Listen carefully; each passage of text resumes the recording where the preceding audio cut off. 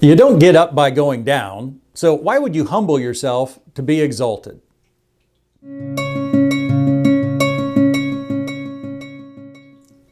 I'm Steve, and this is Looking Intently. I put out 3 short Bible study videos each week. Currently, I'm going through the book of Philippians. If you'd like to make sure you're notified of new videos, then subscribe in the lower right and click that bell icon when you do. If you want to go back and catch up on all the videos in this series, then use this card up in the upper right above the fountain there. You know, some things in the Bible are hard to understand just because they're difficult to grasp. Something like the Trinity. You know, there's one God, but 3 persons. But still one God, but still 3 persons. And yeah, we'll never wrap our heads around that one. But other things are hard to understand because they don't seem to make sense. And that's the way it is in this passage, these verses we're going to look at in Philippians today. You look at chapter 2, verse 9.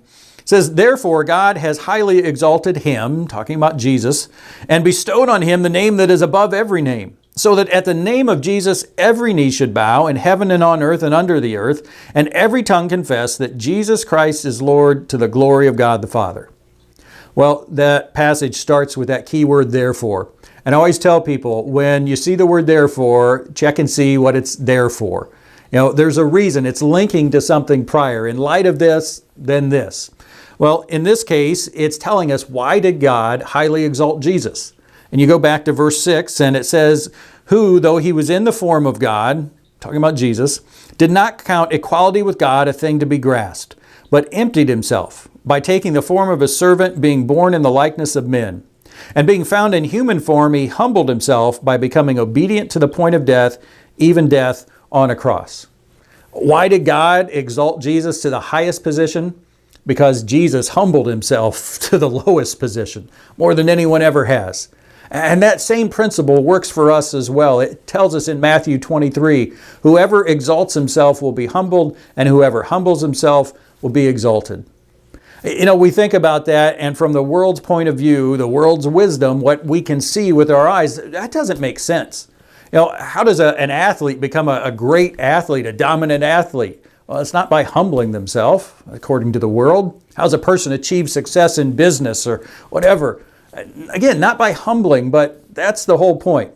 God's ways are higher than the world's ways. God's wisdom is higher. They don't seem to make sense with what we can see, but they work.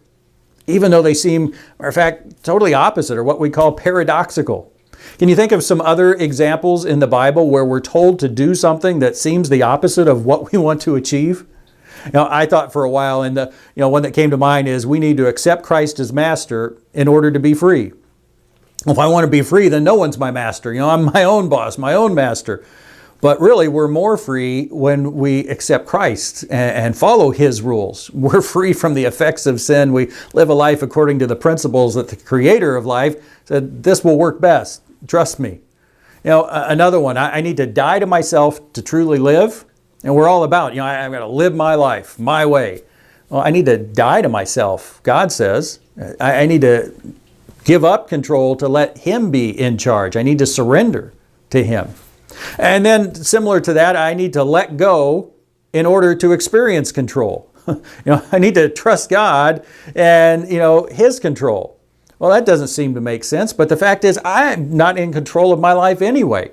The only way I can experience it, and I'm careful to say not have control, experience it, is if I give up. I rely on God. He is in control. Might as well let that happen and acknowledge it. And then I can truly experience the control that is real. I think the key to all of these, when we see these things that appear to be, the opposite of what we're going after, is I need to trust God. Again, his ways are higher than ours. It may not be what I see. It makes sense, doesn't make sense with what I see, but I trust him. He's God. He's in control, and he loves me. I can trust him. How well do you do with that? For most people, I found I do okay in this area. I struggle in this area. What's an area you do well in or not? Put that in the comments. I'd love to see what it is. I'm going to link in the description a couple sermons that I've done on this idea here of humbling ourselves from Matthew and from Mark. You can use those to follow up. And in the meantime, be sure and read the good book like a good book.